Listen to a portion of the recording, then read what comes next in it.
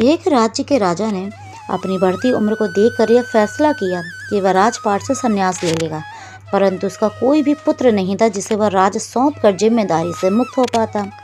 राजा की लेकिन एक पुत्री थी जिसकी विवाह की योजना भी राजा को बनानी थी। इसलिए उसने अपने मंत्रियों को बुलवाया और कहा कि कल प्रातः जो भी व्यक्ति सबसे पहले इस नगर में प्रवेश करेगा उसे यहाँ का राजा नियुक्त किया जाएगा और साथ ही साथ मेरी पुत्री का विवाह भी उसी के साथ कर दिया जाएगा। अगले दिन राज्य के सैनिक फटे हाल कपड़े पहने एक युवक को लेकर अंदर आते हैं। उसे देखकर राजा बहुत परेशान हो जाते हैं कि आखिर वह कैसे अपनी पुत्री का विवाह एक भिखारी के साथ कर दे, लेकिन फिर भी वह वादे के मुताबिक उसका राज्याभिषेक करते हैं और साथ ही साथ अपनी पुत्री का विवाह भी उस युवक के साथ करके जिम्मेदारी सौंप कर स्वयं वन प्रस्थान कर जाते हैं। धीरे धीरे समय बीतता चला जाता है और युवक भी राज की बागडोर अच्छे से संभाल लेता है और एक अच्छे राजा की तरह राज्य की सेवा में लग जाता है। उस महल में एक छोटी सी कोठरी थी जिसकी चाबी राजा हमेशा अपने कमर में लटकाए रहता था। सप्ताह में एक बार वह कोठरी में जाता, आधा एक घंटा अंदर रहता और फिर बाहर आ जाता। बड़ा सा ताला लगाकर कोठरी में वह अपने अन्य कार्य में लग जाता।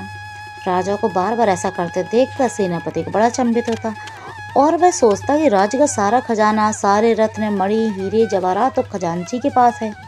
सेना के शस्त्रागार की चाबी तो मेरे पास है और अन्य बहुमूल्य कागजातों की चाबी मंत्री के पास है।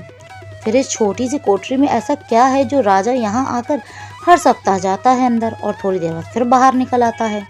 सेनापति से रहा नहीं गया। उसने एक दिन हिम्मत करके राजा से पूछ ही लिया कि राजन, यदि आप क्षमा करें तो यह बताइए कि उस कमरे में ऐसी कौन सी वस्तु है जिसकी सुरक्षा की आपको इतनी फिक्र रहती है। तब राजा ने गुस्से से बोला कि सेनापति, यह तुम्हारे पूछने का विषय नहीं है। यह प्रश्न दोबारा कभी मुझसे मत पूछना। अब तो सेनापति का शक और भी गहरा गया।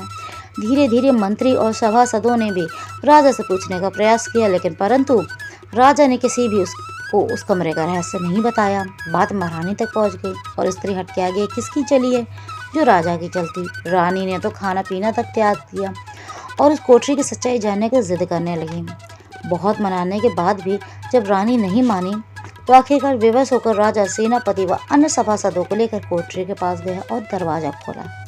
जब दरवाजा को खोला गया तो अंदर कुछ भी नहीं था सिवाय एक फटे हुए कपड़े के जो दीवार की खूंटी पर लटका था। मंत्री ने पूछा कि महाराज, यहाँ तो कुछ भी नहीं है।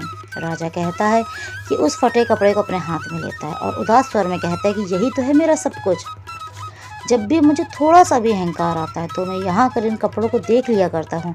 मुझे याद आ जाता है कि जब मैं इस राज्य में आया था तो इस फटे कपड़े के अलावा मेरे पास कुछ भी नहीं था। तब मेरा मन शांत हो जाता है और मेरा घमंड समाप्त हो जाता है। जब मेरा मन शांत हो जाता है तब मैं वापस इस कोठरी से बाहर आ जाता हूँ।